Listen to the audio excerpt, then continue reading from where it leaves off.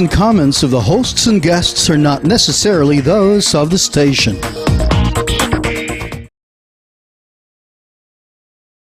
Hi, I'm Nicole, Jacinto. Join us on Healthline with 𝗏𝗏𝗶𝗏 as we discuss the latest health and medical topics with doctors from 𝗏𝗏𝗶𝗏. For a healthier and uplifting lifestyle, tune into Healthline with 𝗏𝗏𝗶𝗏 on DZRJ 8:10 a.m. Radio Bandido TV. You've got questions, we've got answers. Watch and listen to Healthline with 𝗏𝗏𝗶𝗏 every Monday from 5 p.m. to 6:30 p.m. airing on Sky Cable Channel 224 and on all DTT boxes, simulcasting online on Facebook and YouTube. Listen and watch on your mobile devices. Just search DZRJ Radio Bandido.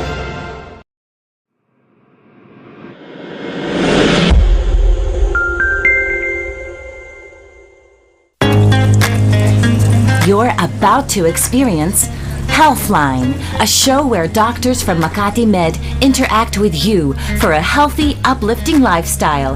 Moderated by Nicole Jacinto.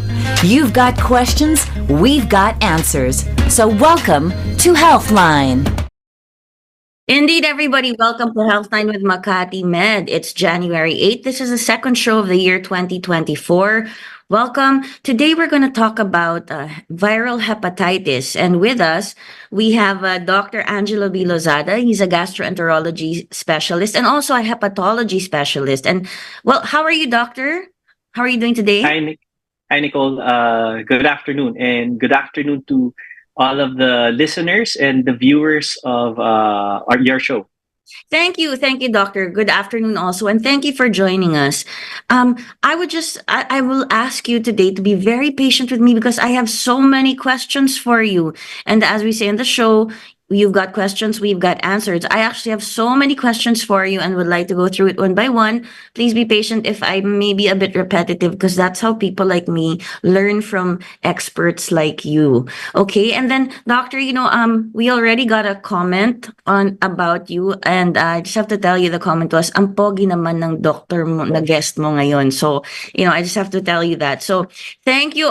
Thank you for, doctor, I just wanted you to hear that compliment and I hope that person can send other questions also.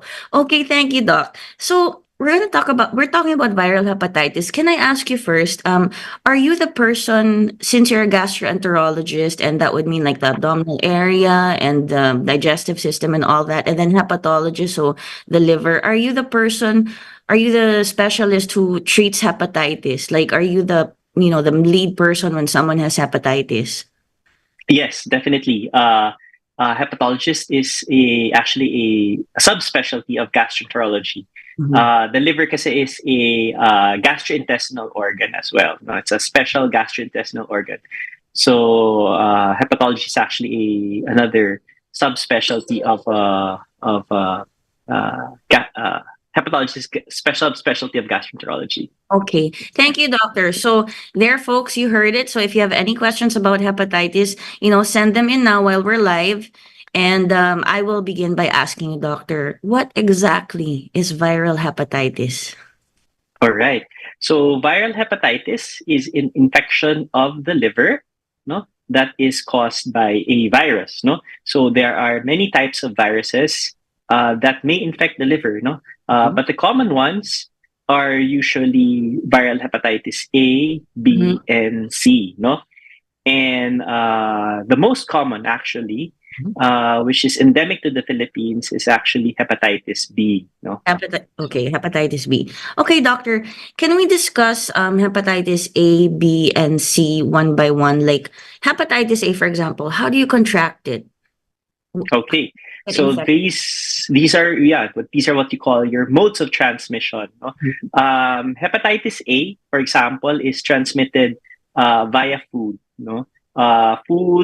It's orally ingested. So the technical term is a fecal to oral route. So a person who is infected with hepatitis A, when he sheds the stools, hepatitis A virus is present in the stool, and through, for example, food handling, no, Yes. You have to be careful about incorrect. Yeah. Correct. So incorrect food handling, no, sanitation, no. So it deals particularly with that particular issue, no, sanitation and food handling. Yeah, we have to make sure that we wash our hands really well, or whoever's preparing the food. So it's a bit like, it could be anywhere where you eat if they're not very careful with their kitchen and how they prepare the food. So that's how you ingest it.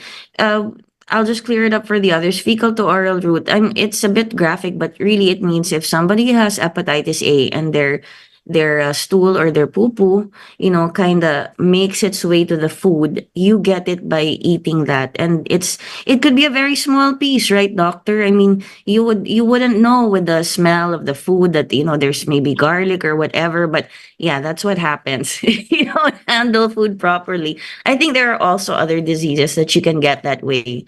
And you're like, ew, gross, but it happens, right? Okay, doctor, okay, so how about hepatitis B? How do you what does hepatitis A do to the body? Like, how does it damage our body? Like if you contract hepatitis A, what happens?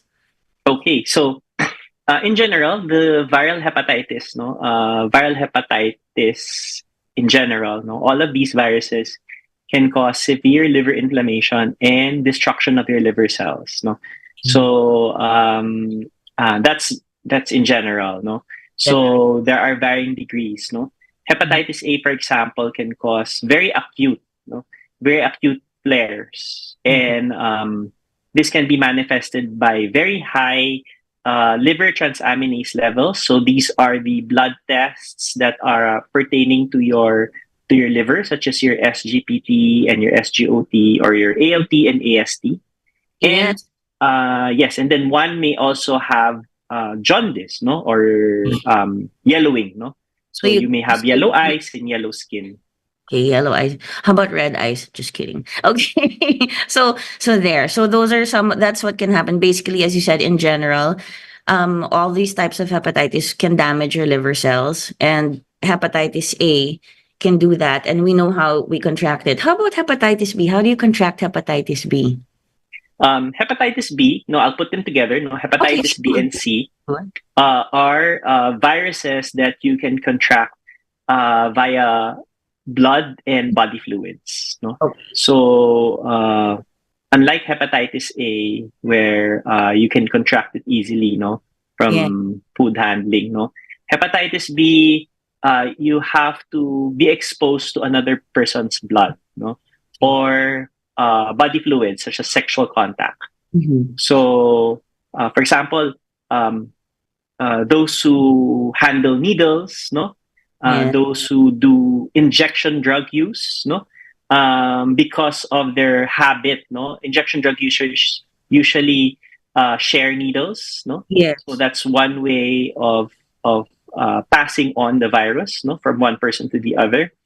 Blood transfusion, no. Blood that is not screened properly, although that shouldn't happen nowadays anymore. No, blood transfusion related infections have greatly been decreased. No, but it can still happen. So that's another way. And so there, and sexual contact. No. Thank you, doctor. So for hepatitis B and C, you contract it the same way. It's either through bodily fluids like sexual contact, or you're exposed to the blood of a person who is infected with hepatitis B or C. And I'd like to add, sure. For example, razors, sharing of toothbrush, getting your manicure or pedicure, nippers, nail cutters, no. Because there's a potential for injury, no? And a person who has hepatitis B, if it's used on another person and they get injured as well, they have a break in the skin, you can pass on the virus, no? Thank you, doctor. But you don't get it through saliva, okay? So not saliva. The body fluid that you don't get it from. Okay, the only body fluid you don't get it from is saliva. But thank you, doctor. That's so thorough. So we also have to think of like it's so easy actually to get it. I mean, let's say hepatitis B, like, yes, if you get a manicure, even if you cut your own nails at home and you happen to have hepatitis B, or maybe you don't even know you have it, and then you don't sanitize it, before or after, and then you're like digging into your ingrown and then pack, there's a wound there that happens. And also, like, I have seen, like, especially in the 80s, there was a big scare, not a scare or something about, there was some kind of campaign about hepatitis in the late 80s, and I was just a kid, but I remember hearing all about it, like, it was like getting more prevalent. So, this topic is interesting for me because wow, I haven't talked about hepatitis in a long time. And so you can get it that way if you're not clean, like with your manicure. As you said, you have to be careful. Blades, so anything that cuts or breaks the skin, and then the virus can get in. And sharing of toothbrush. Okay. Yeah. Yeah. Okay, so you better make sure. I guess nobody shares Well, their toothbrush. well, I've heard of people who do it, and I'm like, ew. So that's why I always hide my toothbrush when I'm traveling. Sorry, guys, but yeah. I mean, you better make sure whoever you're living with isn't just using your toothbrush without your permission. Okay, thank you, doctor. And also, of course, through sexual contact and bodily fluids, except for saliva. So you can kiss someone with hepatitis B or C and not eat it. But you can't, but if you have sexual contact, is there a way, like, what if, is it just, for example, okay, when you say sexual contact, is it just, male to female? Is it male to male, female to female? Can you also get it that way? If it's not saliva, as you said, so you can't, okay, how about if somebody performs cunnilingus on someone? Can you get it that way from the fluid in the vagina? Yes, you can. No, if you have like breaks in your oral mucosa. No, for example, if you have like a sore, or if you have like gums that are injured. No, then if you perform like oral sex, no, you may be able to contract the virus. No, as it goes, as it penetrates the mucosa of your oral cavity. And then if you okay, and then of course with let's say it's male to male, or so oral sex both for males and females. If it's male to male and there's penetration of the anus, or male Yes.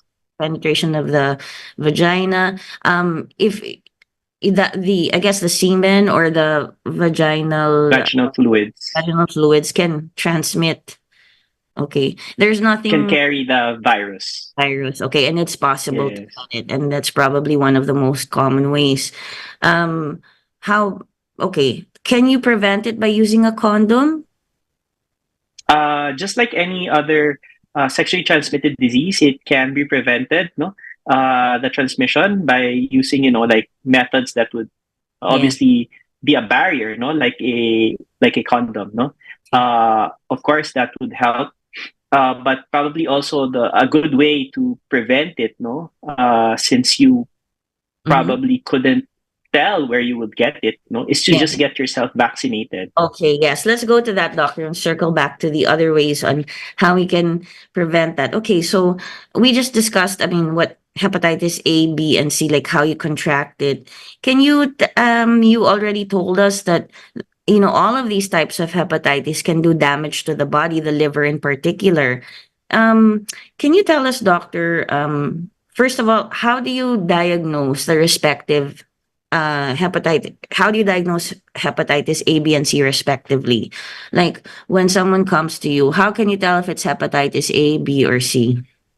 All right. So in terms of the diagnosis, no, usually as doctors, unless the person has like frank jaundice, no, where Okay. you're very yellow, then we probably won't suspect that person to have hepatitis. No, sometimes, no, they would come to us, no, with slightly elevated liver enzymes. No, your SGPT or SGOT may be slightly elevated. No, and then after which we would request further tests. No, further blood tests that are specific to which viral hepatitis, no, either A, B, or C. So there are specific blood tests that we can request which will check for number one, if a person has infection, and then number two, if a person has immunity against that virus.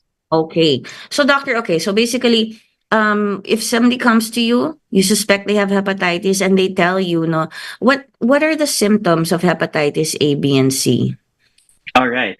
So hepatitis A, no, is a acute infection. So usually when one acquires hepatitis A, you will get over it, no? And it usually presents with symptoms, no? You can turn yellow, jaundice, no? That's probably one of the most common. You would have some fatigue, some flu-like symptoms, no? Since it's a virus, so it's similar to like getting a flu, which is also a virus. You have fatigue, some right upper quadrant pain, no? Some pain, some discomfort in the liver area. Is that like in the right rib cage? Yes, underneath the right rib cage is where your liver is located. No, so sometimes you can have some dull ache over there, no, which is very non-specific as well. So that's hepatitis A. No, hepatitis A is acute and usually presents with symptoms. No, and then after that, no, as a person gets over it, the hepatitis it goes away. No, there's no more hepatitis A. Okay. Hepatitis B and C, on the other hand, can become chronic infections, meaning one can have the infection for more than that hasn't had an infection for more than 6 months. So if you're tested now and then you're tested after 6 months and you're still positive for hepatitis B and C, it means you have a chronic infection. And it's usually those patients that do not really have a lot of symptoms. No, they're just walking around amongst us. No, and mind you, there's a lot of them, and they don't have symptoms. They don't feel anything. No, so unless you get yourself tested and checked. Okay, doctor, have you ever seen? Just out of curiosity, have you ever seen a patient that has all three hepatitis, like A, B, and C? Curiosity. Not yet. Not Not yet. And I probably wouldn't want to see that kind of patient. Yeah, that would probably be that would be probably a very difficult type of patient. No? Yes, treating 3 infections all at once. Okay. Doctor, how common is hepatitis? Whether it's hepatitis A, B, and C. I mean, is there a demographic of the population that you see getting hepatitis A, and then one getting hepatitis B, one getting hepatitis C? In terms of hepatitis A, no, it's a sporadic type of infection, no. So it really depends on on what the sanitation status is from at the present condition, no. Plus it's self-limiting, so it goes away. What's very interesting actually, and what's actually more important, is hepatitis B. 1 in 7 Filipinos have hepatitis are estimated to have hepatitis B. 1 in 7. Wow. Okay. Yes. 1 in 7 Filipinos are estimated to have hepatitis B, and the prevalence reaches up to around 17%. No, so if you have like 100 million Filipinos, then there's estimated 17 million Filipinos who would have hepatitis B, and they're around some of them not even knowing that they have it. Yes. So there is a great majority who do not even know they have symptoms. They do not even have infection. So, doctor, because they do not have symptoms. Yes, they do not have symptoms. How about for hepatitis? Sorry, go ahead, doctor. Hepatitis C. Yeah, for hepatitis C, the Philippines, no, is estimated to be at this pretty much the same level as the average worldwide prevalence of around a little less than 1%, no, of the population. No, so not very much hepatitis C, but it's still present out there. No, I think we don't have very solid epidemiological data, no, in terms of the number of those who have hepatitis C, but based on anecdotal researches, the prevalence is pegged at a little under 1%. Yeah, I knew someone who had hepatitis C. He passed away some time ago, but it wasn't because of hepatitis C. But I mean, that was like, wow, like when he had to deal with it, it was very sort of unusual. I mean, it was considered unusual at the time, or maybe they just, didn't get they hadn't tested enough people. So I understand when you say it's kind of anecdotal and it's estimated at the same rate as the rest of the world. We were talking about hepatitis A, like it's acute, so it happens. You can probably feel the pain and the symptoms, but it goes away. Can it recur? Can it come back? Hepatitis C? Hepatitis A. Hepatitis A, you develop immunity towards hepatitis A. So you can't get it again? No, you cannot get it again. So once you're healed or cured from it, and we'll talk a bit more. You develop antibodies against the virus. Okay. So, and how about hepatitis B? You said that, it can be chronic, like 6 months you have to treat it, but let's say you're able to treat it, and we'll talk about the treatment later. Can it come back, or do you always have it? Usually those who have hepatitis B, are infected with hepatitis B and become chronic carriers, carry the infection throughout life. No, there hasn't been medications that have been developed to completely eliminate the virus from the body, similar to HIV. Yes. How about hepatitis C? Okay, hepatitis C. No, we've seen a great number of drugs that have come out. No, within the last 5 to 10 years. No, and now we're fortunate enough. No, to have oral medications that can eradicate hepatitis C from the body. So for hepatitis A and B, okay, let's talk about some types of prevention. There are vaccines for both? Yes, there are vaccines for both hepatitis A and B, but hepatitis C, there's no vaccine. No vaccine. But there is a cure. Exactly. So it's kind of like, So it's okay. that's what the person that I was talking to a long time ago said. He can cure his hepatitis C, but for A and B, there's no cure. I mean, you treat it, and then for hepatitis A, it seems to be the least vicious in a way. I don't know if it's proper. You have hepatitis A is self-limiting, so it will go away by itself. Okay, and then maybe around 95% of the time. 95. And then there's a small percentage where they can develop fulminant hepatitis, like a full-blown hepatitis where their liver they can have liver failure. Okay. So it's not the least vicious. It depends on the situation. Okay. Yes. And then for hepatitis A, the vaccine, doctors, talk about the vaccines a bit in terms of like prevention.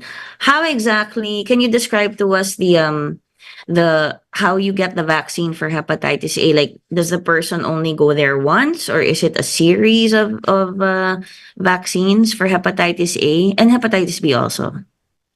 Yeah, usually the hepatitis vaccines have already been included in the expanded program of immunization of the government. So kids usually should be getting their hepatitis shots, no, especially hepatitis B, no, because that's really the more important type of hepatitis, no, that can cause complications in the future, no, liver complications. So usually the vaccines are given in series, no. The adult hepatitis A vaccines are usually given in 2 doses, no, 6 months apart. Okay. And then the hepatitis B vaccines are usually given also in series, no. They have usually given 3 vaccines, no. The first, the primary dose will be given 2 months apart, no, and then a booster dose after 6 months. Okay, so do you find, doctor, that when you vaccinate people, or when people get vaccinated that you know of, they don't come back for the other? Does that happen? Does that still happen a lot? Like, they'll take the first dose, but they won't come for the second dose with Hepa A, or they'll come for the first 2 doses for Hepa B, and then just not return. maybe 1 to 2 out of 10 patients would actually forget they were supposed to get another shot. No, but a lot of, well, a great majority are compliant, but we still get those types of patients, and you do lose the opportunity. No, we lose the opportunity. The only remedy to that is just to repeat the whole process again. Yeah. So if you like miss out on the last vaccine or the other two, you have to start all over again. Yeah, I wanted to bring that up because there, a long time ago, people were just like, I already got one. I think that's enough. But it's not, I already got one injection. I don't want to go back for the other. Or yeah, they would forget because it's like months apart. And you were saying, okay, so is that a public health measure? Are there other public health measures for, for the prevention of hepatitis? You mentioned that the government has already gone on, I guess, a campaign or, a type of, they have programs where they vaccinate children. So there are children who get vaccinated. You can get vaccinated for Hep B when you're a kid. Yes, that's one of the 7 main programs of the government is to give the birth dose, no, the hepatitis B birth dose within 24 hours of birth, no, to give the first hepatitis B shot, no, within 24 hours, and that is actually protective, no, that protects the infant from acquiring hepatitis B from an infected mother. Okay. Yeah, and that, so within 24 hours they get the first dose. So they should get the first dose. Should get the first dose. Okay, and this is this like are hospitals, whether public or private, or let's say lie-in clinics, would you know if they're aware of this and they actually do it, like they include it in the, is it already like standard included in the vaccines that a child should get or a newborn should get? Yes, these are policies that are mandated by the government. So all hospitals, clinics, whether it be a tertiary clinic or a lying-in clinic, should be able to give these hepatitis B vaccines, no, to the infants, no, and mothers should also demand this, no, Yeah. that the vaccines, no, should be given at birth, no, and to prevent these very common and preventable diseases. And I guess these days it's easier to follow up with the vaccines of a kid, no, or an infant, or someone who's, because they have a schedule for vaccines. And I think a lot of people, most people really like bring their children after birth to get the vaccines, and then throughout the the growing years up to the time when they're like teenagers and 18. But I guess before, would you know when this started, doctor? Or it's okay if it just seems like it's good that the government has mandated this. There are a lot of people I know who don't, who didn't get vaccinated when they were kids. Maybe older people like me. Well, as far as I recall back, the expanded program of immunization started sometime in the 80s, in the 1980s. No, so usually it's probably been around for almost 40 years. No, so but of course, just like with any program, no, there are a lot of challenges, no. Yes. And which inhibit, from us reaching our goals, because these particular programs are geared towards goals, Yes. for example, the Philippines was part of the Millennium Goals, which seek to eliminate viral hepatitis, by 2020, in the country, but we haven't really achieved that yet. But we're getting there, doctor. I mean, do you think that people, it's something with patients who are not aware, or people who are not aware, or is it also a systemic thing? I mean, there's also people who give birth at home still, so I mean, in the because of the way our socioeconomic structure is, not everyone is able to have access to, better healthcare. And even if there are clinics in certain areas, I've seen it myself. There's things that are lacking. Sometimes they don't have medicine, or it's just remote areas. Is that part of the challenge that you face in like not being?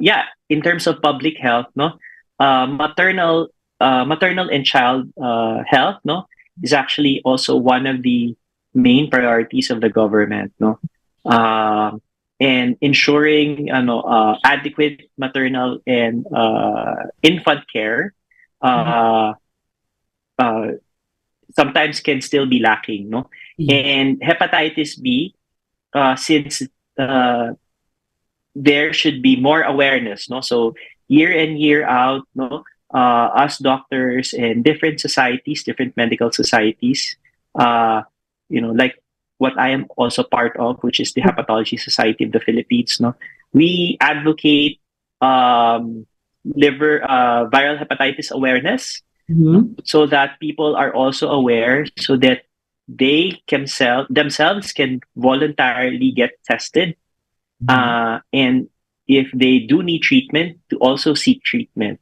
And because hepatitis B can be just passed on from one generation to the other, no? It's the act of giving birth, like going through the birth canal. Yes. Okay. Yes. So an infant, no, going through the birth canal, getting exposed to the body fluids of the mother, no, getting exposed to the blood of the mother, no. That's how a baby would contract the hepatitis B. No, But if it's cesarean, sorry, but if it's a cesarean, even then, no, because they have to go through, have to go through the be exposed to the blood, no, of the mother, no, through cesarean section, as well as her other bloody fluids. Thank you, doctor. I'm asking you some questions that some smart asses might ask, like, well, I'm getting a cesarean. Like I have to be that person during this discussion, because so many questions can arise and so many scenarios. Because I notice people tend to avoid vaccines, like me. I mean, it's a certain generation. It's natural. You freak out. It's a needle. It's something put in your body, and I'm just so happy that we can stress the importance of vaccines and their availability, not only to adults but to children. Okay, thank you, doctor, for giving us all that information. And if you'd like to talk about it more later, like your advocacy, we can do that too. Okay, so back to the discussion of Hepa B and Hepa C. Okay, so Hepa A, sorry, I'm like shortcutting it. Hepa A, like they're my friends, Hepa A, no, I don't want to be friends with you. Hepa A, you can get a vaccine but you treat it, no? And then Hepa B, you can get a vaccine, which is probably the best thing to do so you don't get it. And you can treat it. Hepa C, there's no vaccine, but it's curable. You said there are medicines that act really well, in terms of curing or treating whatever the virus brings to the body and how it affects the body. Now, doctor, okay, so the vaccines, I know it's a thing with us in our society. We don't want to go back for the booster. I'm like that too. So just a reminder, if you do, I hope, this show encourages people to go out and get checked for hepatitis if you have the symptoms, and to, get the vaccine. And I might have to tell myself that too, because I am not vaccinated, doctor. Okay. Are there other steps, like can you tell us, doctor, how do you treat hepatitis A? Like, what's usually the treatment? Someone will come to you or go to their primary care doctor and say, my right side hurts, and then you suspect that they have hepatitis. How do you treat that hepatitis A? It's supportive, no? The medications are all supportive in nature. No, there's no medication specific for hepatitis A, so we try to support, the patient, for example, we can give hydration, medications for the fever, and all of those other supportive measures, because since it's a virus, and it's a type of a self-limiting virus, no, so it should eventually go away, no, just like a flu, no, you don't really have to do anything to it, no, you don't have to take any antiviral medications, no, but it will just go away. Like as you said, comparing it to the flu, there are people, and myself included, who have landed in the hospital from having a bad flu, a case of bad flu. If basically supportive medicines are like if you give medicine for fever, if the patient has fever, and if they're feeling pain somewhere, you could probably deal with You give that. pain medications. Patients and I guess the IV, would be you put them in the IV when you admit them and the You give hydration. yeah. Yes. Okay, so that's how you do it, and then you said it's self-limiting. Once you help the body kind of get over it, and then after that, the patient is good, and you get the patients who have hepatitis A get immunity from Yes. getting And hepatitis. it's also important to do the monitoring, no? Mhm. While they're admitted, no, you regularly monitor their liver function, no, because as I've mentioned, although it's not very common, no, there's a small subset of patients that may develop fulminant hepatitis, no, Yes. or very severe liver failure. So doctor, when you check the liver function, this is done through a blood test. Yes. Yes. Do you have to fast for it? No. The blood tests for the liver do not actually require any fasting. Okay. So there less to worry about for patients who freak out about fasting. So let's say they're under your care already, and let's say they're admitted in the hospital. You do take their blood from time to time to check the amylase, the SGPT, and all the other things that what do these tests tell you about the liver? Like, or is okay. So it tells us if there is severe liver damage, no, or severe liver destruction, no. Your SGPT or your ALT would tell you that, no? And bilirubin, which measures the amount of yellowness. No? Okay. So somebody who would be severely jaundiced Mhm. or very yellow would have very, very high bilirubin levels. No? So um, There we you can can tell. actually, yeah, we can actually get a trend, no, Mhm. towards improvement or decline, no, of liver function. Doctor, best case scenario for someone who comes in with hepatitis A, how do they feel? Like how do you treat it? Like maybe within how many days are they okay already? Just On the average, patients would probably stay around 3 to 4 days, no, as we monitor their liver function, no, and usually by that time they should start feeling better, and we usually can discharge them, no, when we actually see a trend towards improvement. Mhm. And then doctor, okay, so you did mention like they could get severe liver damage function. Can you talk about the worst case scenario, especially if let's say a patient does not say, I'm okay this way. I just know it's HEPA A, it'll go away. If it's left untreated, what's the worst case scenario for HEPA? um, the worst case scenario is probably fulminant hepatic failure, no? Wherein the essentially the liver gets shot, no? Mm. And with that, no, the only option is really to do a liver transplant, no, to replace the liver with from a donor. So we should not take these things lightly. Like we should Yes. not say, "Oh, it's just Hepa A, I can get over it," or because if you leave it untreated, your liver could just fail, and then you'll need a transplant, and that would be the cure for it. When you transplant a liver, doctor, by the way, do you take only part of someone's liver from a live donor? Can you talk- There are many ways to transplant the liver. No, you can have a living donor transplant or a deceased liver transplant. No, usually for a living donor transplant, no, we get a portion of a live person's liver, and that is the one that's donated to the recipient. Okay. No? And For deceased donors, no, we can still get a part of the liver, no, and use parts of that liver to be donated to multiple one or two recipients. and doctor, okay. So true or false? Does the liver grow? Is it Yes, the liver grows, no, but only to a certain extent, no. It may regenerate, no, and regenerate? and grow, but not like a lizard's tail, no. Yes, yes. You So don't chop it off, then it goes back. Yeah. How yeah. it sort of how does it happen? Like only parts of it regenerate and they kind of start working together to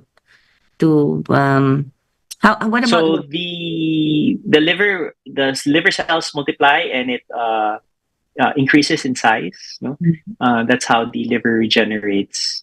And but the capacity of the liver to regenerate is of obviously not 100%. No, yeah. so it's only to a certain degree. No, and as long as the insult, no, the injury is halted. No, that's when the liver is able to uh, have its process back of healing itself. So for the folks out there, when in medical terms, when you say insult, it's like it's the as a doctor said, it's the injury. Like think of Yes. something like slamming into it and hurting it, or The like for example, viral hepatitis. No, yeah. that's the one that's causing the insult. No, alcohol. No, Mhm. alcohol intake. No, it's causing an insult to the Mhm. liver. No, or the injury, as you have mentioned. Yes. Thank you, doctor. Okay, so at least the people who get hepatitis A or who are thinking about getting the vaccine, it's not something to take lightly, because that is the worst case scenario. Okay, and then how about hepatitis B? What happens if you leave it untreated? Hepatitis B, no, when you leave it untreated, no, through the course of a person who has chronic hepatitis B, they have a 20% chance of developing liver complications, no, such as development of liver fibrosis and liver cirrhosis, which is excessive scarring of the liver. And from that, no, since hepatitis B is also considered a carcinogen, no, it's a Oh, cancer causing virus, no. So a person who has hepatitis B has a higher chance of developing liver cancer compared to a normal individual who does not have an infection. okay. So with hepatitis B, when you say fibrosis, that's the scarring of Yes, the liver. fibrosis is actually the intermediate. No, fibrosis is actually the intermediate stage. No, between a normal liver and liver cirrhosis. No, the liver cirrhosis would be end stage. No, liver destruction where the liver is practically almost replaced by very fibrotic and scarred tissue. Liver fibrosis would be like a lesser degree. Okay. And we do have measures to measure the degree of liver fibrosis, and we have that particular machine. We have at Makati Medical Center as well. Great. Okay. So you have a machine in Makati Med that can measure the degree of fibrosis or cirrhosis, no? And when you say cirrhosis, is that what people call cancer of the liver? No, no, that's actually it's very common Right? misconception. I get asked that all Uh, the time. No, is liver cirrhosis liver cancer? No, they're two different things. Um, Liver cirrhosis is when normal liver tissue is replaced by scarred tissue. No, you know that scarred tissue is actually almost non-functional. yeah. When you have a scar on your Yeah. arm or on your leg, the sensation is less. No, Yes. the elasticity is weaker. No, it's more uh, gummy. No, Yes. You pull it it out has of the- poor elasticity. No, it's not like normal skin. No, Yes. uh, you can put probably the same metaphor or the same analogy to how the liver is when it's scarred. So essentially, the function of the liver globally, no, is decreased, no. And when we say scarring of the liver, it can happen all over the liver, no. Different parts of the liver, it's interspersed. No, it's not like only one part of the liver has scarring and is cirrhotic, no. But usually, liver fibrosis and liver cirrhosis is usually global. No, it affects the entire liver. No, Like, and it really varies on the degrees. like it's as you said, that's important also to note, because in our imagination as patients or as people who are not very familiar with liver fibrosis or cirrhosis, we think it's only one area, right? Our minds Yeah. go already, but as you said, Yeah. it could be like the top, the bottom, the side, inside, somewhere else. So it really affects how the liver. You have these like sort of dead skin type, if that's the metaphor, that they don't work, and that will lead Yeah. your to fail. What's And liver cancer, no, just to answer your question, liver cancer is a growth, no, that can happen from liver cirrhosis. So when a person has liver cirrhosis, their risk of developing liver cancer actually increases also. So a cirrhotic liver is a fertile ground, no, for developing neoplastic growth or cancers. So those who have liver cirrhosis should be actively screened, no, for liver cancer, because at any point in their life, no, they may develop a tumor. okay? But persons who have hepatitis B, no, Mhm. they don't need to have liver cirrhosis to Okay. develop a tumor. They can actually skip that part. No, they can go from normal liver or just mild fibrosis to liver cancer and skip over liver cirrhosis. So if you leave it untreated, that can happen. So it's not something to take lightly either. And Yeah. how do you treat someone who has hepatitis B? Like, Okay. As I've mentioned, there's really no drug in the market right now that can eradicate or eliminate hepatitis B from the body, no. But we have what we call antiviral medications, no. So antiviral medications that can actually suppress the activity of the virus, no.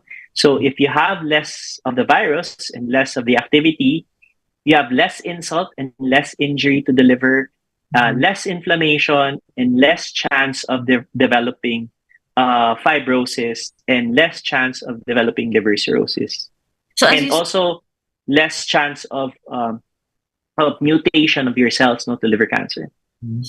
okay, so doctor, like as you said earlier, it's comparable to having HIV or AIDS. Yes, similar, very similar. Very similar. So like right now, in terms of HIV and AIDS, there's no cure, but Cure. you can treat it with medication, slow it down, suppress it, as you said. That's the key to it. Suppress the hepatitis B virus, and so that it doesn't turn into cirrhosis, or suddenly skip that part from mild fibrosis and it becomes a cancerous liver. And we're talking about cirrhosis of the liver, doctor. This is a term that really was thrown around a lot throughout my whole life because of people who drink. Can you tell us about it? Like what? I mean, you explained that we contract hepatitis B through body fluids, but why is cirrhosis of the liver associated so much with people who drink a lot? Okay, so liver cirrhosis is actually a complication, no, of different types of injury or insult to the liver, no. So a while back we did talk about viral hepatitis, no, Yes. being a causative factor of liver insult and liver injury that can lead to liver cirrhosis, no. But it's the development of liver cirrhosis is not exclusive to the etiology of viral hepatitis alone. We also have other causes. No, for example, as you mentioned, alcohol. No, chronic and excessive intake of alcohol does induce liver damage, no? And over time, no, an alcoholic, no, can end up with liver cirrhosis, no? For those who do not have viral hepatitis, do not drink alcohol, but still get liver cancer or liver cirrhosis, no? What is also a rising phenomenon or rising epidemic is fatty liver, no? Fatty liver and metabolic diseases, no, such as diabetes, hypertension, obesity, dyslipidemia. Okay. These factors drive the development of fatty liver, and that is another etiology for developing liver fibrosis and liver cirrhosis. Okay. So, doctor, would you say that you know, people can do something to kind of, aside from getting the vaccines for hepatitis A and B, we're still on hepa A and B. Like, they're my friends, like, hepa, come here. Don't come here. No, sorry, don't come here. Go far, far away. Would you say that, because we've talked about drinking and fatty liver, are there things that people can do to keep their liver healthier? I mean, if their liver's healthier, is it less susceptible to damage from hepatitis A and B or even C? If they're, You know that the liver can actually take care of itself. No, you actually don't have to take a lot of things, no, to keep it in shape, no, because it's like your independent middle child, you know, that can take care of itself. No, that's okay. You don't have to answer that. Uh, I know what you mean, though. and Middle child, they're very independent. They get things done. They don't have to get too much attention to. I'm not a middle child. I'm the bunso. So yeah, but I know what you mean. I acknowledge that and I respect the middle child. Yes. yeah, well, no offense to middle children out there, but they do. The liver does not have. The liver does not need a lot of maintenance. No, it can take care of itself. No, the only thing that it requires of us is that we do not dump, you know, toxins on it. No, for example, like alcohol, unknown medications, no, unknown supplements, unknown herbal um, Yeah, that's the thing, doctor. No, everyone's all of into those things. herbal supplementing, but are you should, I think you should check with your doctor because there's so much of it. Like, there's this for that, you know. Yes, herbals may have a role per se in helping out, you know, bodily functions, no. But sometimes, no, we have to check what is in those things that we take in our body, no. That may be the ones that are affecting, you know, our liver function. So we have to be careful, no. We have to be vigilant, no, Yes. and not take everything, no, It's there on the market, thinking it will. just what's there, no. So you have to be very discerning, no, and that is actually what we want to advocate, no, to our patients, no, to be responsible, no, and not just take all of these things without question or without being attentive, no.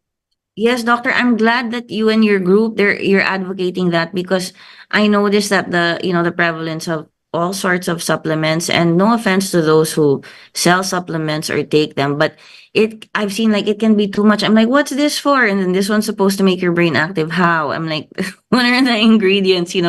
It's just become such a thing, and people think that it will keep you like your immunity up, but there are so many things. Like, I've had, sorry friends, arguments with people who like I feel they overdo it because I'm like, wow, man, that's quite a lot. Do you think you should just take real medicine? I mean, it is medicinal in a way, but I think you should check with your doctor. And so I'm so glad you're advocating that because all of these things we take, our liver processes it. So yeah. Yes, correct.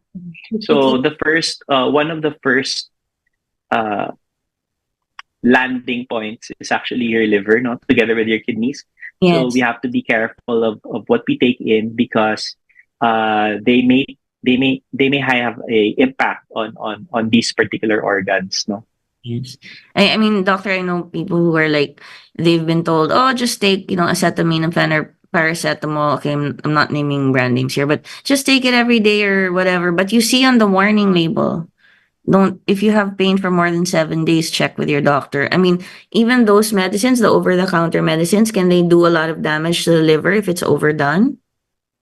Yes. We can have actually acetaminophen or paracetamol induced liver injury, no? Which can be fatal as well. Oh, people, I know what you do. I also know, doctor, when you're at a certain age and you're drinking a lot, and the next day you have a hangover. A lot of people, they imbibe so much alcohol, then I'll see them. They're like, oh, I'm gonna take an acetaminophen now or a paracetamol now, so that when I wake up, I don't have that headache. And I'm like, but you're not supposed to. Of course, I've also imbibed alcohol, but you're not supposed to. It really can cause liver failure if it's too much. If you take in too much alcohol, acetaminophen, yes, if it can cause acute liver failure. You can have a drug-induced liver injury from paracetamol or acetaminophen, and that is actually medically documented. Okay. How about non-steroidal anti-inflammatory drugs or NSAIDs? NSAIDs can also cause liver injury as well, no? So you have to also be careful of taking excessive NSAIDs, no? Apart from the other things that it can cause, no? So that's something that us gastroenterologists are also concerned about, because it can cause gastric ulcers and Doctor, bleeding. sorry, it seemed like I went off topic a bit, but what I'm trying to stress is like how we have to also like manage liver health in terms of other ways, so that if you're unfortunate enough to contract something like the hepatitis virus, then all these things that you do, or without even knowing all these things that you take, you should be aware of it in order to take better care of your liver. So, doctor, I'm going to ask you about hepatitis C and really get into it. Thank you for your patience. We just need to take a short break. Would that be okay with you? Okay. Of course. So, folks, stay tuned. We're gonna finally go into Hep C, and then doctor will give us so much more information. He's a great guest, and as the person said, Pogi. It's true, doctor. Own it. Okay, so we're just gonna take a short break. We'll be right back. Stay tuned to Healthline with Makati Med. You're listening to DZRJ 810 AM. We'll be right back after these reminders.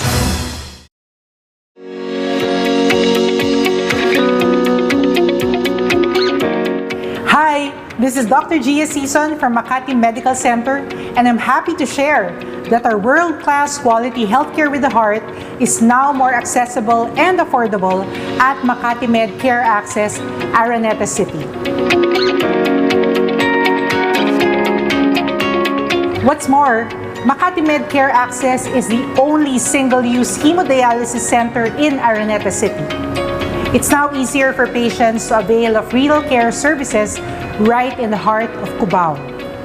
We offer health screening and diagnostic procedures in this facility at affordable rates. You can get services such as mammogram, ultrasound, lab procedures, ECG, and many others. We believe that access to affordable, quality, and compassionate healthcare is a basic human right. And we at Makati Med Care Access Araneta City are doing our best to make this possible to more people. You can find us at the ground floor of Manhattan Plaza Tower 1 in Araneta Center, Cubao. We are open from Mondays to Saturdays from 7 a.m. to 5 p.m.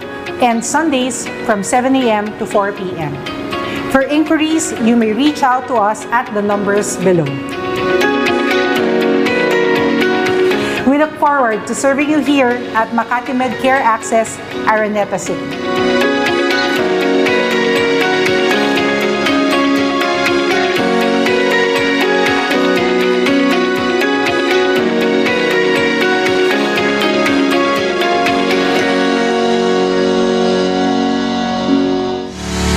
If you like listening to our stations, DZRJ 810 AM and RJFM 100.3, there's no excuse not to listen anywhere and wherever you want.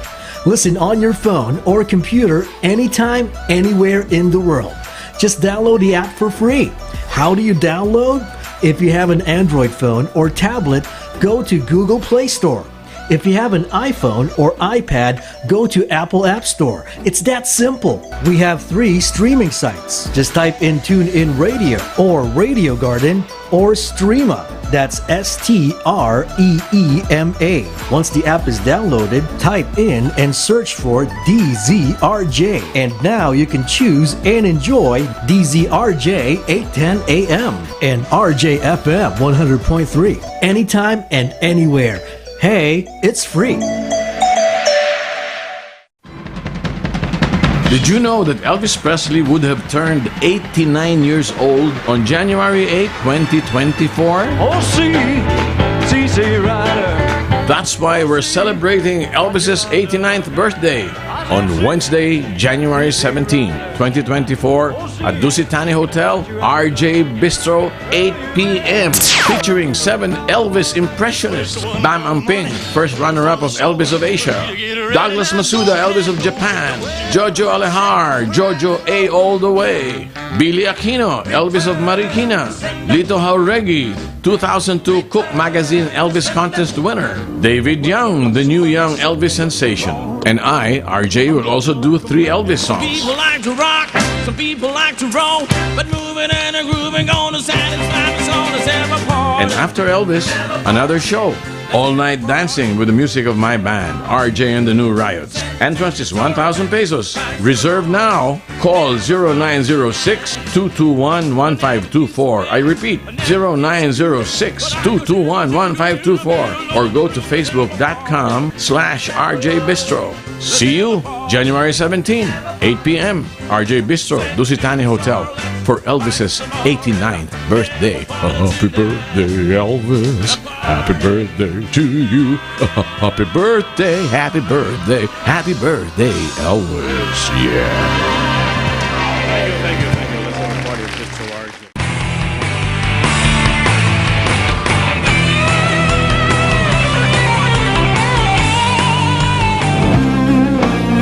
RJ Guitar. RJ Guitars, the first Filipino company to set a new standard in local guitar manufacturing, recognizing the need for well-made, affordable musical instruments. Who's the man behind RJ Guitars? Musician entrepreneur, Mr. Ramon R.J. Jacinto.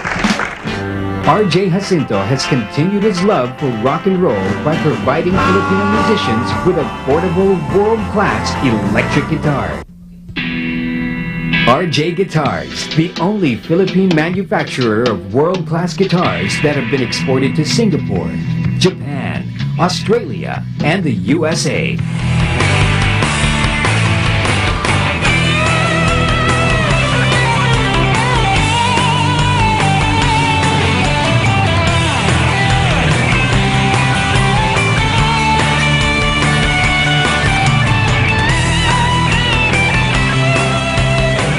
RJ Guitars has been consistently producing world-class quality guitars played by the best.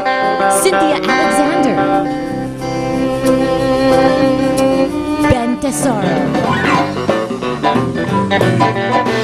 Perf De Castro, Noel Mendez, Jun Lupito, Mike Villegas,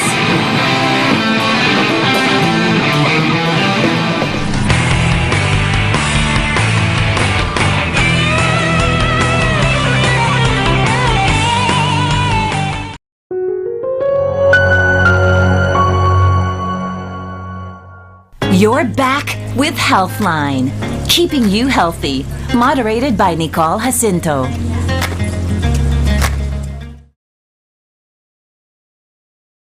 Oops. Hi, everybody, and welcome back to Healthline with Makati Med. I'm your host, Nicole Jacinto. We're here with Dr. 𝗛𝗶𝘶𝗵𝗶. He is a gastroenterologist and also a hepatology specialist. So that means he can treat your stomach and your liver and your whole abdomen. And, doctor, people ask me for recommendations, and I also ask other doctors for recommendations. Would you mind if I recommended you to some people I know who need to get checked? Oh, thank you. Yeah, Of course. it's the gastric. I actually think that a doctor in Makati Med mentioned you to me, said this young guy, and then I think I remember like it's just ringing a bell now. So you're one of those. Of course there are other gastroenterologists who have taken care of us over the years, but there are like 8 of us in line, so maybe we should split it. If you don't mind, after the show, if I can get your contact details, that way I could steer the people towards your way. Okay, doctor. So let's get down to hepatitis C, because it's like it's sort of counterintuitive that there's no vaccine but there's a cure. So can you tell us more about hepatitis C? So yeah. So hepatitis C is also it's a different kind of virus. No? It's an RNA virus. No? Okay. So unlike hepatitis B, which is a DNA virus, no. The difference is that the hepatitis B, the virus itself integrates itself into the host's DNA, so it escapes eradication. No, that's why it's very difficult to treat. No, because it hides. Hepatitis B inside. Hepatitis B hides inside your liver, your liver, the cells of your liver. No, inside the DNA. No, of your liver cells. Wow. So that's why it's very difficult to eradicate. No? Hepatitis C, on the other hand, is a RNA virus. No, so it does not it does not integrate itself into the host's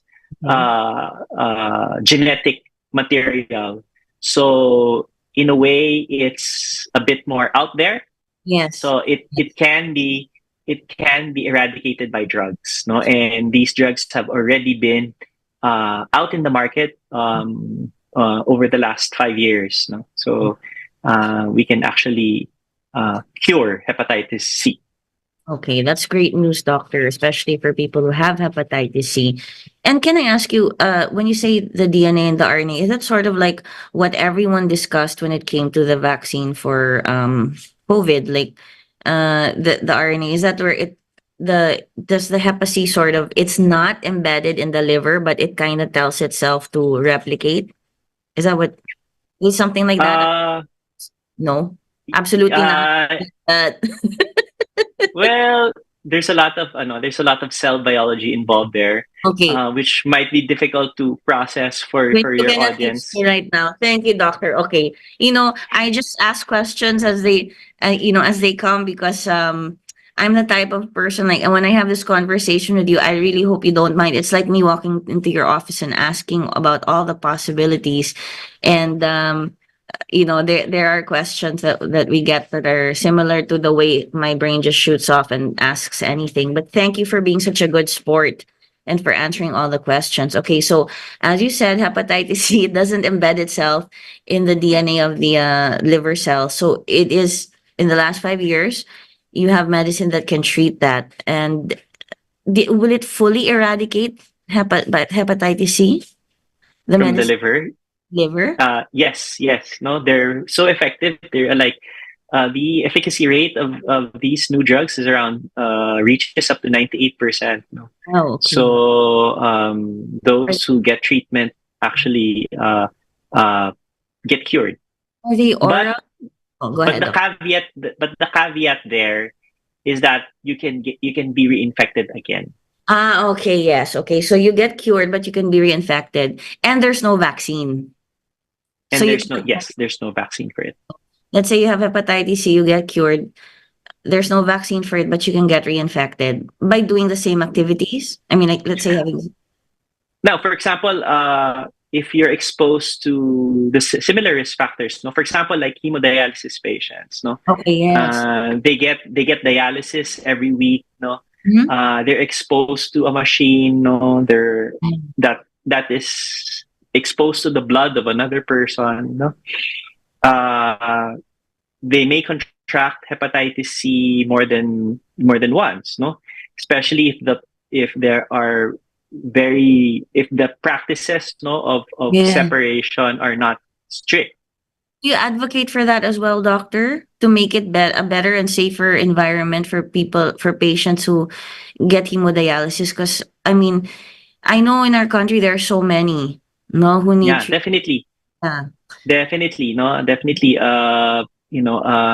That's why we try to adhere, no, to very very strict standards, no, in terms of healthcare delivery, because if you do not have very strict standards, no, you end up causing harm that you might not even know that you're already causing, no. So we have to be very very careful, no, with these things, no? Yes, doctor. I mean, from the past few years, I worked somewhere and I had the opportunity to learn about like, where they need help, how many patients need this, what kind of diseases or illnesses are becoming very prevalent, and a lot of people need hemodialysis, and there are all sorts of centers popping up.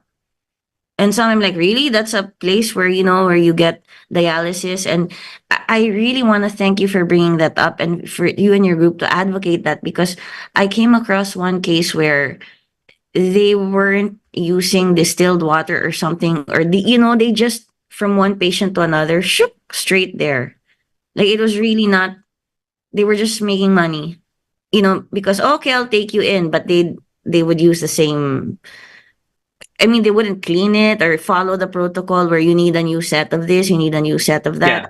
And I really don't know where the water comes in, but I know for patients with kidney illnesses, distilled water is better than mineral water. So, I mean, there was just this whole thing about it, and I could not believe it, but people do that. So I'm so happy and thankful to you and your group for advocating for that.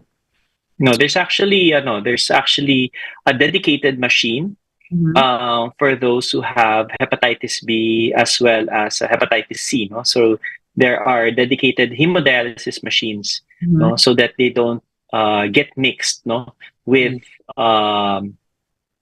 the general hemodialysis patients. Okay, thank you, doctor, for letting us know. That's so important, because someone who might seek treatment, or someone who is seeking treatment, or knows like their family member, that's something that I hope we've alerted them to during the show.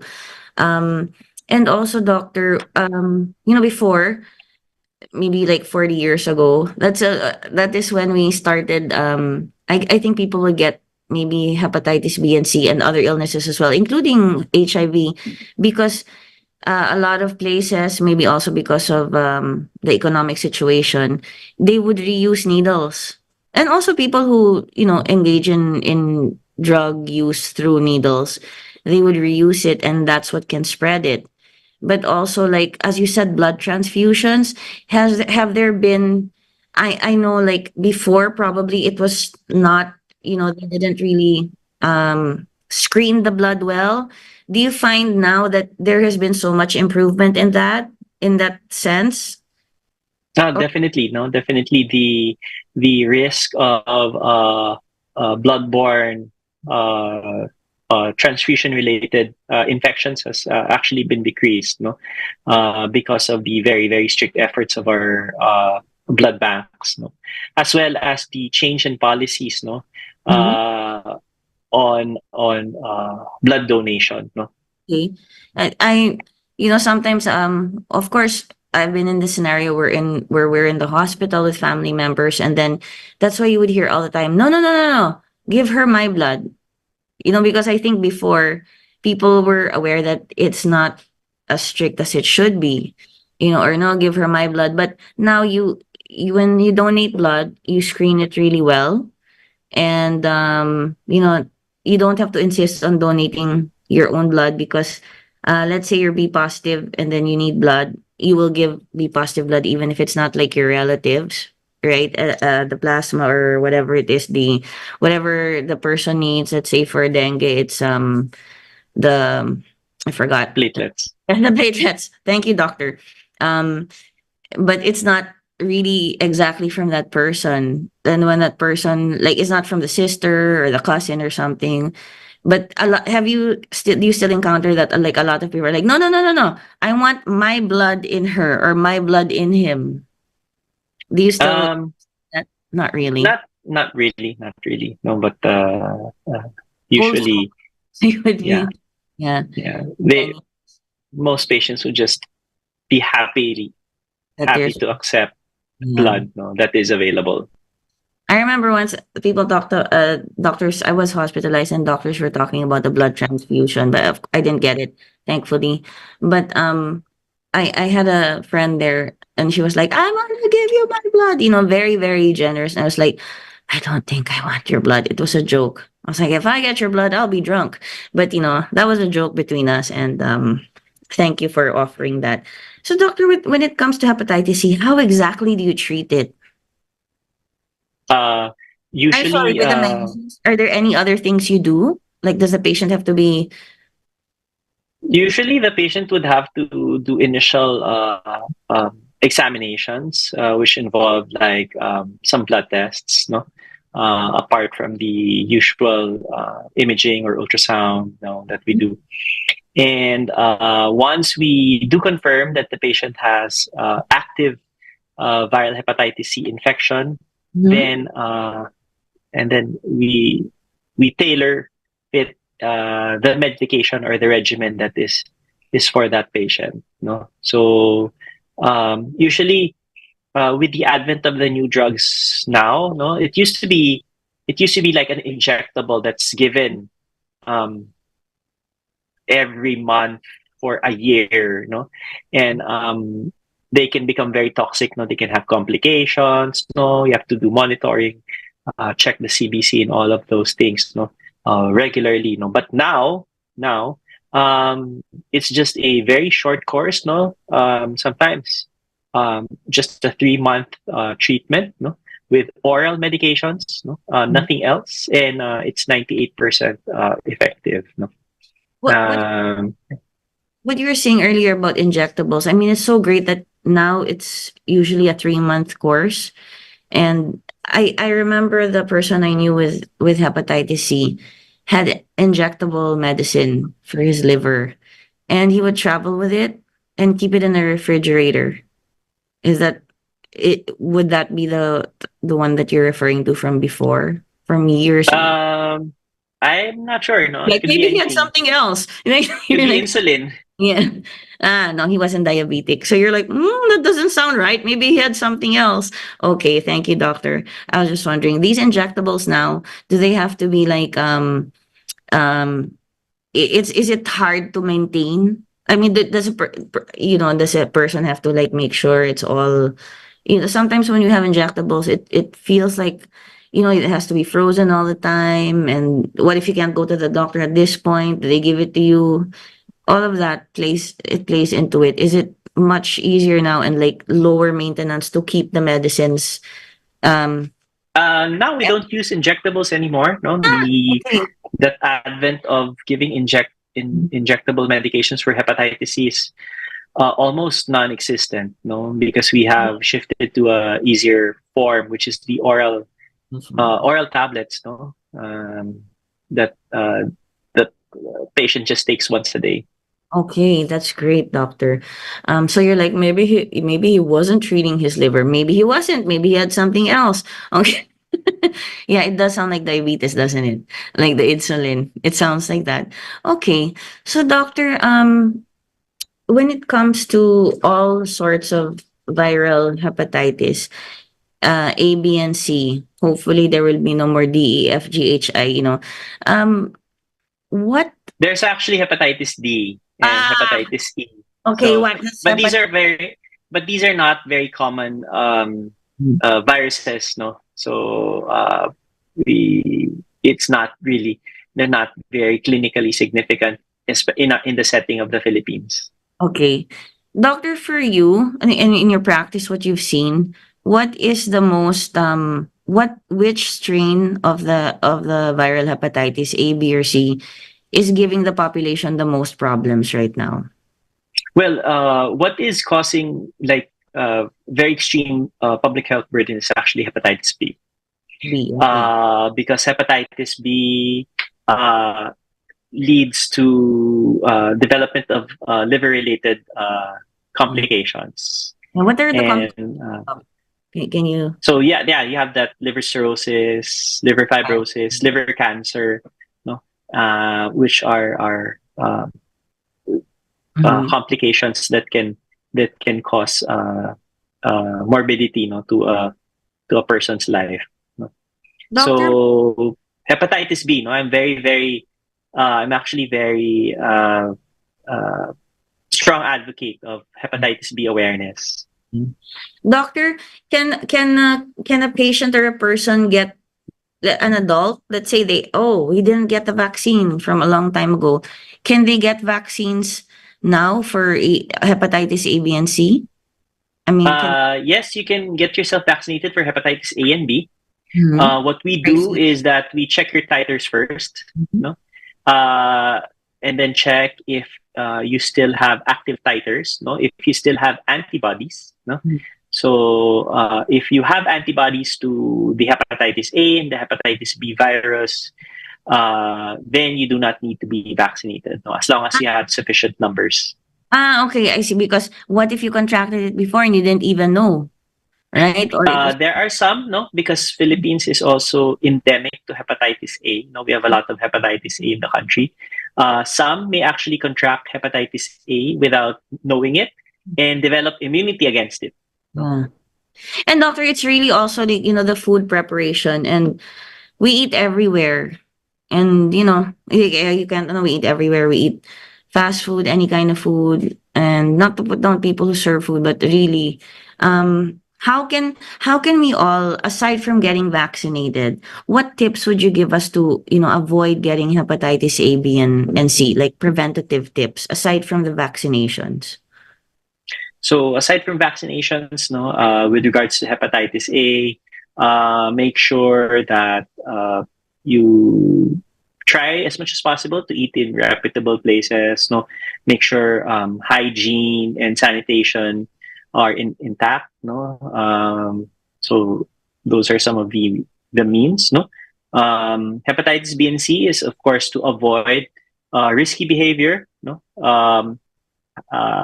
engaging with multiple sexual partners. No, also getting yourself tested.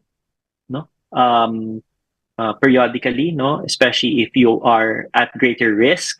Yes. No, there are certain populations that are at greater risk. No, healthcare workers are at higher risk of contracting viral hepatitis B and C. No, just because of their line of work. Those who undergo regular hemodialysis, commercial sex workers, no, should also be screened as well. No, getting the screening for STDs or sexually transmitted diseases, get screening also for hepatitis A, B. Yes, it's usually part of the screening, no, together with all of the other sexually transmitted diseases. No, and yeah, that's how to prevent it. No, try to avoid sharing needles, razors, toothbrushes. No, nail cleaning equipment. No, nippers, nail cutters. No, ganyan. So all of those things are. I mean, it's so thorough because most of us wouldn't think of the nail equipment. Yes. You can. I mean, even the blade, no, razors, no. When you go to like a barber shop, no, for guys, no. When you get yourself your hair cut, no, just avoid, or your beard or your mustache, no, taken care of, no. You should use always a new set of cutting equipment. Doctor, do you find that there's a stigma when it comes to hepatitis B and C? Definitely.